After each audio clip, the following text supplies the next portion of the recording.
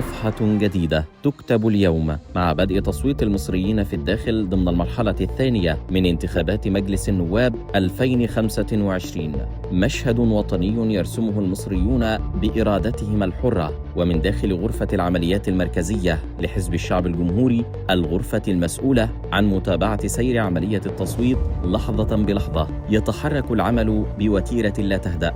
هنا تتجمع كل الخيوط، تقارير المحافظات، ملاحظات اللجان، اتصالات المنسقين، وقراءات دقيقة لمؤشرات المشاركة. هذه الغرفة ليست موقعا للرصد فقط، بل مركز متكامل متعدد المهام، يواكب تطورات اليوم الانتخابي باستمرار، يقرأ الأرقام، يتابع البلاغات، ويقدم الدعم اللازم لمرشح الحزب ومندوبيه في مختلف الدوائر. عمل مستمر على مدار الساعة لضمان أن تكون الصورة كاملة والرؤية واضحة وكل تفاصيل اليوم تحت المتابعة والتقييم.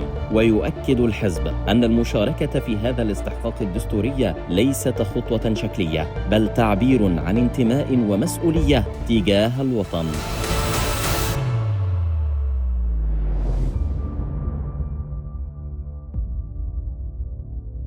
حزب الشعب الجمهوري، مصر أولاً، مصر دائماً.